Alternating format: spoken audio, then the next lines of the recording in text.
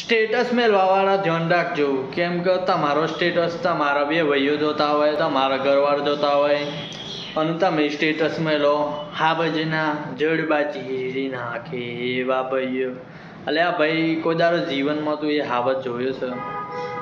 હાથ ચૂકલો હાવજ જોવું ને તો ઊભો ને ઊભો ઉતરી જાય. પેલો જે પ્રાણી સંગ્રહાલયમાં હોય છે ને એ હાવજ ના કહેવાય, એ તો ખાલી કઠપૂતરું કહેવાય. અસલી હાવજ ગીરના જંગલમાં જઈને તમે ખુલ્લું જોવો ને તો એને અસલી હાવજ કહેવાય.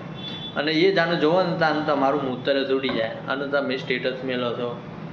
કોઈ દારો જીવનમાં હાવજે જોયો ના હોય ને હાવજના જડબા ચીરી નાખે. એટલે ભાઈ, અને તમે બધા ચમ હાવજના પાછળ પડી ગયા છો? તો મને માણસનો અવતાર આલ્યો છે એ નહીં ગમતું ભગવાને. માણસને આટલી બુદ્ધિ આલી છે. માણસે રોકેટ બને મંગળ ઉપર જવાની તૈયારી કરી રહ્યા છે અત્યારે, અને તમને એ ભાઈ હાવજના જેમ જ બનવાનું ચમ ગમે છે તમને? આખો દારો જંગલમાં રહો તો ખબર પડે કે હાવજ કેવી રીતે રહેશે. અને તમારે એક્ઝામ્પલ લેવા હોય તો તમે મહારાણા પ્રતાપ, શિવાજી જેવા મહાપુરુષોના એક્ઝામ્પલ લો. નરેન્દ્ર મોદી, જે અત્યારે દુનિયાના સૌથી મોસ્ટ પોપ્યુલર અને લોકોના ચહેતા નેતા તરીકે એમનું લિસ્ટમાં નામ આવ્યું છે ફર્સ્ટ નંબર ઉપર.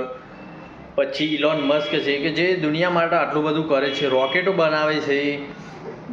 બનાવે છે. પછી ન્યુરાલિંક, પછી ઇલેક્ટ્રિક વ્હીકલ્સ, જે પછી રતન ટાટા, એ બધા દુનિયા માટે અને લોકો માટે કેટલા સારા કામ કરે છે. એમના એક્ઝામ્પલ લો. તમે હાવજના પાછળ જ પડી ગયા છો. જો હાવજ જેવું બનવું હોય તો જંગલમાં જઈને શિકાર કરી ખો.